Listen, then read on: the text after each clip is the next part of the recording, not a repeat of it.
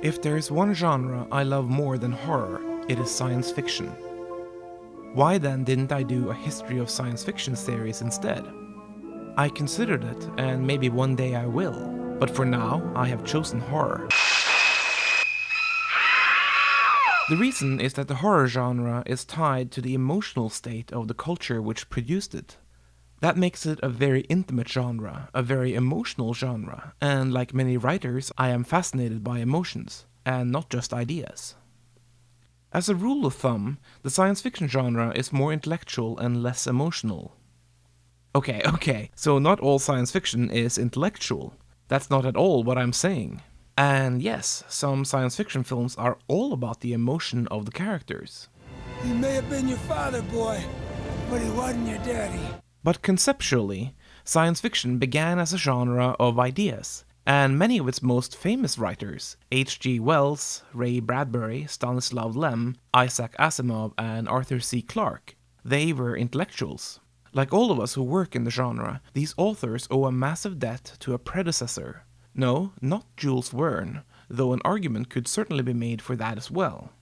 I am talking about Mary Shelley, the mother of science fiction. The dawn of the science fiction genre came with the 1818 publication of Mary Shelley's landmark novel Frankenstein, or the Modern Prometheus. The book is also considered horror, by the way, and not only science fiction. Frankenstein is the story of life created by a man without the help of the divine, or pointedly, a woman. Shit of course goes very wrong. Mary Shelley warned of science devoid of responsibility. The creature was a victim as much as those he killed, while his creator Victor Frankenstein was responsible for unleashing chaos on the world once he abandoned his creation. When the book came out, it was something truly new and extraordinary. But it also has ties to what came before. The title mentions the Greek legend of Prometheus. Prometheus was a titan who stole fire from the gods and gave the technology to man. As punishment, Prometheus is tied to a rock where an eagle rips out his liver and eats it. Every night the liver grows back, so the same event can be repeated the following day. Sounds to me like a body horror film. Mary Shelley also wrote other books, including the science fiction novel The Last Man, a post-apocalyptic story about the end of the world. Its theme of a plague killing off humans have been revisited again and again in both literature and film. In both Frankenstein and The Last Man, we saw the creation of tropes that would later flourish in both the science fiction and horror genres. And through these familiar tropes, we can see both the similarities and the differences between horror and science fiction. In horror films, the focus is often on the personal experience, and the trauma and fear of such experiences. Horror films like to challenge the way we feel about the world. In science fiction films, the focus is on more idea-driven plots and societal questions and themes. Science fiction films like to challenge the way we think about the world. Let's take a closer look at this genre. What do I mean when I say science fiction is idea-driven? He keeps trying to form words. I mean, sci-fi films are very often bound to concepts of humanity's future, both on Earth and off-world. The stories consider themes of adventure, including everything from Jules Verne to Guardians of the Galaxy. And they consider philosophical concepts about politics, like in the Star Trek movies. At least Star Trek before that franchise became more focused on explosions rather than on plot and theme. Sci-fi asks questions about humanity and the nature of man. Who are we? How do we move into our future? What are our responsibilities? Really, many of the same questions Mary Shelley asked. Horror films also ask philosophical questions, or at least some horror films do, while others simply want to scare you and make you feel fear, and that's totally okay too. So, is there a firm divide between science fiction and horror? Are they completely different because one is about what we think and the other is about what we feel? Like we've already seen in the thriller and the fantasy episodes of History of Horror, there is no firm border between the genres, and individual films can easily cross between them. The same is true for science fiction and horror. So let's look at this problem through a historical lens, using a few core examples that I feel traverse both genres. Obviously, we need to swing by Frankenstein, even though that franchise will eventually get its own episode, rife with all the strange detours and iterations filmmakers took when adapting Mary Shelley's marvelous story. Be that as it may, let's just dip our toe into this lore. Frankenstein intersects with both horror themes and science fiction themes. The story is literally about scientific progress and the horror which comes from irresponsible use of said scientific progress.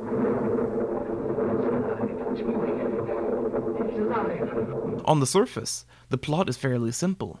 Man creates monster, monster is unleashed, monster destroys man.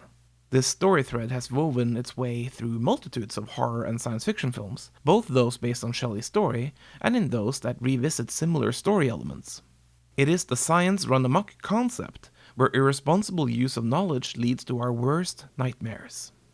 Never mind that actual real-life scientists tend to test and retest their hypotheses again and again before radical experimentation. They would never invite the press to the first ever test. Looking at you, Spidey.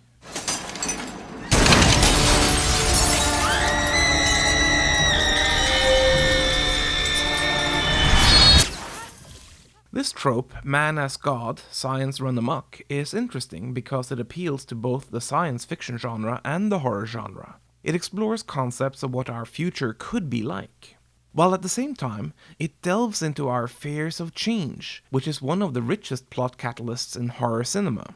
We are afraid of change because we cannot know what comes next, or if these societal and personal changes will be bad or good. We are afraid because we won't know if we'll still be human, or if the next evolutionary step for mankind will have different morals than us.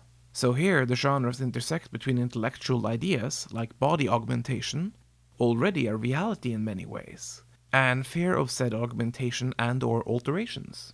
For instance, what if I posited that body augmentation makes somebody not human, and thus no longer beholden to human values and morals? It is a common question in science fiction, and less obviously so, the very same question comes along in horror films. We see such themes of change in countless films across both genres. Something has changed inside some poor schmuck, and that change now threatens us all. We will all become like them, or worse, be made extinct by them. In science fiction, the idea of extinction is usually treated on a spectacular global scale, and in horror, it is usually treated on a personal, individual scale. In the films that marry both elements, personal destruction and global destruction, we get a true intersection of the two genres. But body horror and genetics are surely not the only place where the genres intersect. Let's look at monsters. Monsters are about the most classical threat in horror stories. Monsters come from mythology and fantasy, and they are evergreen in their popularity. What then defines a monster? Its non-humanness? Hardly. Most monsters are humanoid, meaning they are extensions of characteristics we see in actual human beings. There are exceptions, of course, like Jaws, which is more about the terror of not being the apex predator. But most monsters do have something profoundly human about them. Vampires and Frankenstein creations and werewolves and ghosts all come from humans who have been corrupted. They reflect what is monstrous about ourselves. The same goes for monsters that are humans changed by science fiction narratives, like the Brundlefly. Very rarely do horror films have monsters that are not tied explicitly to the human experience. Here's where science fiction can help give the horror genre a fresh spin. With the concept of space invaders, science fiction introduced horror-style monsters that are distinctly inhuman. Films like The Thing and Alien and Invasion of the Body Snatchers all had threats that were far removed from any classical human monster, in that they were distinct in their otherness. At least, this is true on the surface. As we'll see, all these films are still tied to the human experience, but in a way that is specifically taken from the intellectual science fiction tradition. I think these three films are excellent examples of genre crossover. They intersect both horror and sci-fi. Also, I want to discuss them because they are three of my all-time favorite films. Let's start with The Thing. The monster is inhuman to the extreme, but it does have human world analogues. The Thing may be a shape-shifting mass of pure terror, but its primary purpose as an organism is assimilation and control. which is something we humans are well accustomed with through what we see in nature with viruses. The 1982 film The Thing and its prequel from 2011 both take their cues from the short story Who Goes There by John W. Campbell Jr.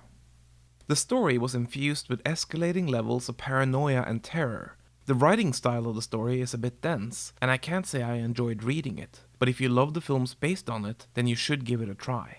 The first adaptation of this story, The Thing from Another World from 1951, had a monster far more conventional in its design. The filmmakers, led by producer Howard Hawks, chose not to emulate the shapeshifter from Campbell's short story. Instead, they went a more traditional route, seen here, by hiring a particularly tall actor, by giving him claw-like hands and an enlarged forehead. Granted, The Thing from Another World was made on a lower budget, and I'm not sure a more grotesque monster could have passed censorship boards worldwide back in 1951. The result was an enemy the characters described as a sort of blood-sucking vampire plant, though it certainly looked mostly human. The film is a classic, but it does not compare favorably to the 1982 remake, which explores both its science fiction and horror legacy far more thoroughly. John Carpenter's 1982 remake is a horror film because it deals specifically with fear and paranoia. We humans are at our best when we work together as a group. After all, that's how we built civilization. In The Thing, civilized behavior becomes near impossible because the characters don't know who to trust. They only begin to make headway once they figure out a method to separate friend from foe, learning who they can work with, though not without casualties. This concept of trust and humanness plays on the horror convention of how societal breakdowns start, and how when broken down, it makes us lonely targets, away from the pack, ready to be picked off by a predator. And it also plays on science fiction-centric ideas that questions the nature of humanity and the nature of inhumanity. Who goes there? Friend or foe? Are you organized humans with all your different personalities and flaws and traits? Or are you the monster that assimilates and removes individuality by using it as a cover, hiding right under our very noses? Think about it.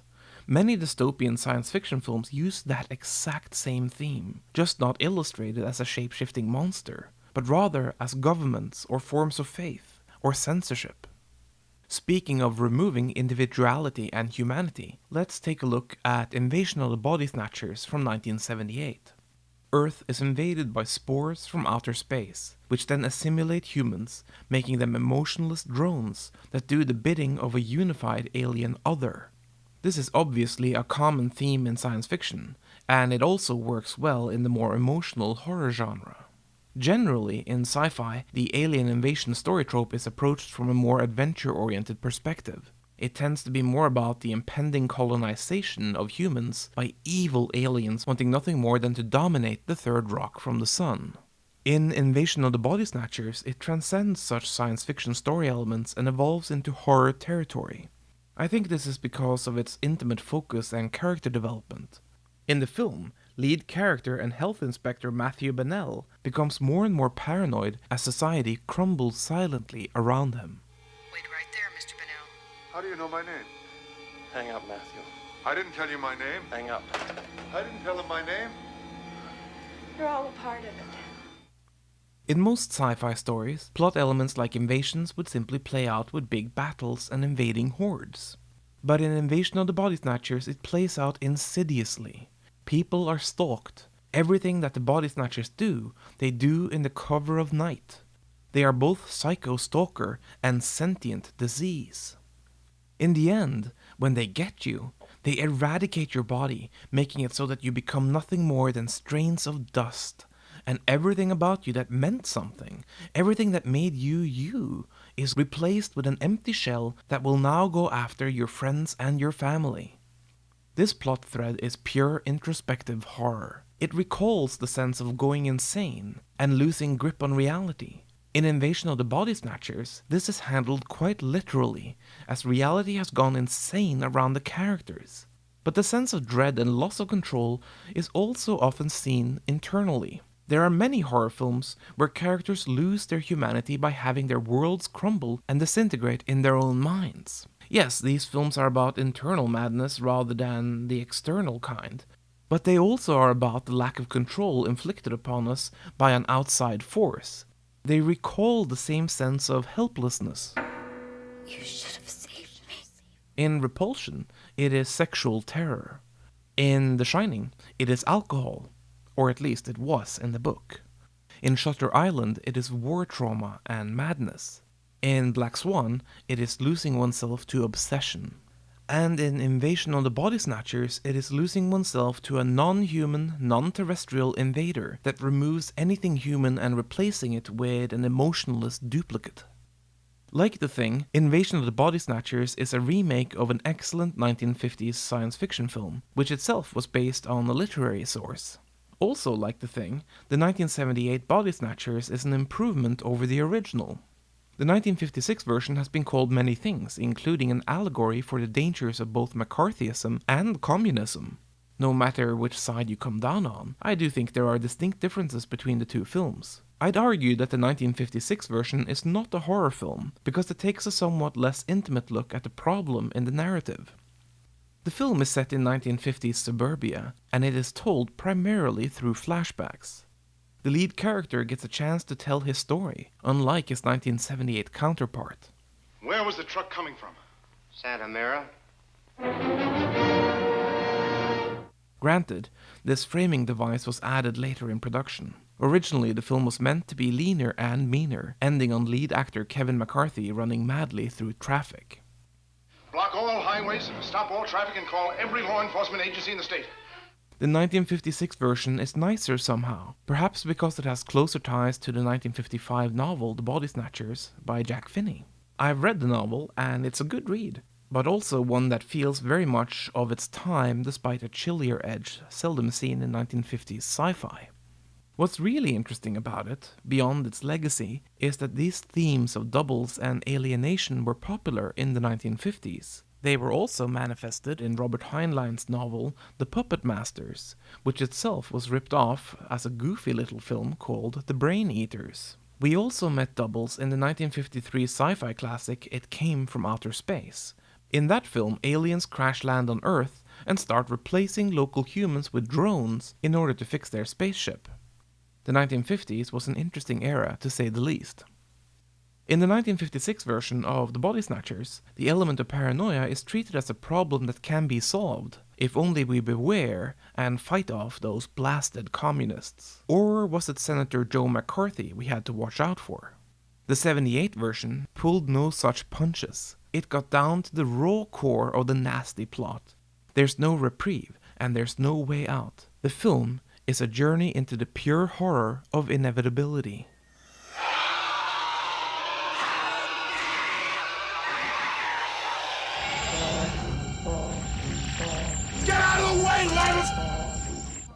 Actress Veronica Cartwright was not going to have an easy time on screen in the years 1978 and 1979. In fact, she got it even worse in Alien than she did in Invasion of the Body Snatchers.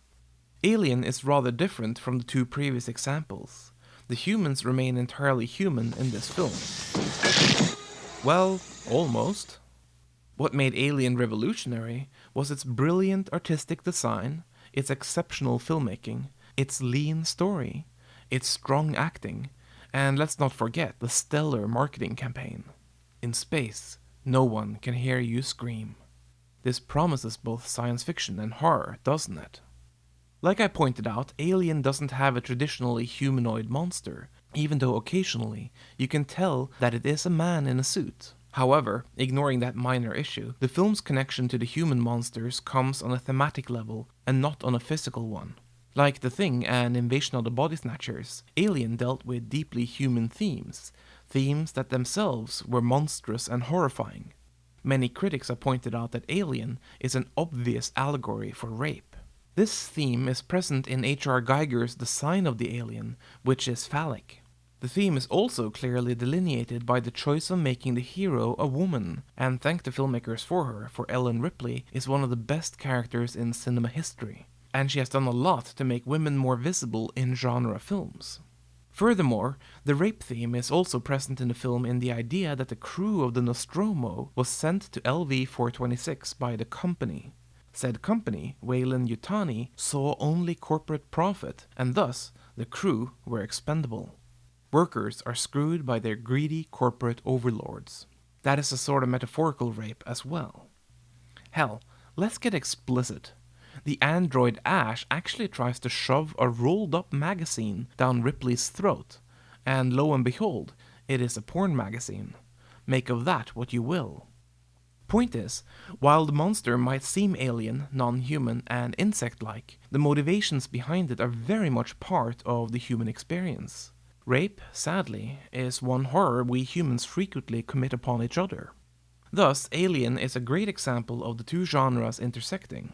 It makes us feel the violation, which is horror, and it makes us think about how lives are valued in a universe where astronauts are no longer explorers, but rather truckers for hire and ripe for exploitation. That is science fiction. Invasion of the Body Snatchers and The Thing weren't immediately as successful as Alien. Especially The Thing wasn't appreciated. Audiences stayed away and critics went up in arms over the violence. It was only years later that the film gained its well-deserved cult following. As for Invasion of the Body Snatchers, it did meet with critical acclaim, but as a product of the cynical 1970s, it is today seldom revisited to the same degree as The Thing. Alien, however, was an instant success. It rewrote the science fiction horror landscape, and thus remained relevant from the moment it burst onto the scene. Soon, dozens of science fiction films ventured into horror territory. Several films introduced us to monsters in outer space. Other films took a different approach, basically retelling the plot of Alien underwater, or in a museum, or any other location you can think of. Alien was also instrumental in rewriting the production narrative of studios, which until 1979 had usually viewed science fiction as either a pulpy and cheap genre, or more recently as a family-friendly one. Sure, a little thing called Star Wars had come out, but that flick appealed to the whole family and was far from adult in its approach. No, be quiet, prospective Jedi Masters, I'm not mocking Star Wars. I am just saying Star Wars was a product of benevolent Flash Gordon nostalgia, and that it appeals just as much to kids as it does to adults. What Alien did when it came along was to inject the concept of horror back into science fiction. Yes, many films did traverse both genres before, but never quite as effectively. Alien made space scarier. The film came out about a decade after we went to the moon, and it was around the same time that the idealism of spacefaring adventure were on its deathbed. We were no longer journeying to the moon and dreaming of what was beyond. We were at this time in the world reeling from a decade of political scandal, gas shortages, culture wars, terrorism, nuclear tension, and the aftermath of a devastating land war in Asia. Alien was the right film at the right time, and it belongs in both the horror and science fiction genres because, simply, it explored both genres down to the very core of genre storytelling. This was our future. We weren't astronauts exploring anymore, or space adventurers battling evil empires, but instead, we were truckers in space getting screwed over by our corporate overlords. And we weren't fighting off space monsters with ingenuity and pluck. We were being raped by them. Two excellent sequels followed Alien. Aliens was a rumination of motherhood and post-Vietnam stress. Alien 3 was an exploration of disease and the inevitability of death. And with this series, and others before and after it, science fiction and horror continued to mix. Then, as is wont to happen, many horror films did the lazy thing, adding space as a novelty to keep their franchise fresh. These cheesy films didn't dampen the enthusiasm for horror sci-fi hybrid films. We've seen plenty in the past 2 decades, though often with mixed yet interesting and entertaining results. How much a film belongs in either category is a topic for further discussion, and I think we have to approach it on a film-by-film basis. Some films clearly belong to both, like Alien, and some are far more science fiction than they are horror, and others are more horror than sci-fi. But in the end, there is no sweeping rule to separate one from the other, which is fine by me, for I love nothing more than films that mix the two genres, making us both think and feel.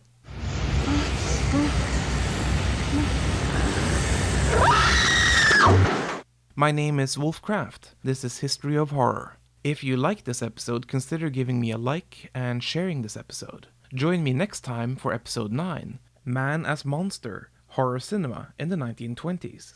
Speaking of science fiction, I am also an author, and I have written a science fiction novel, God of Desolation, which actually crosses a bit into horror as well. It is available on Amazon.com and is currently free on Kindle for Kindle Unlimited subscribers. Thanks a plenty.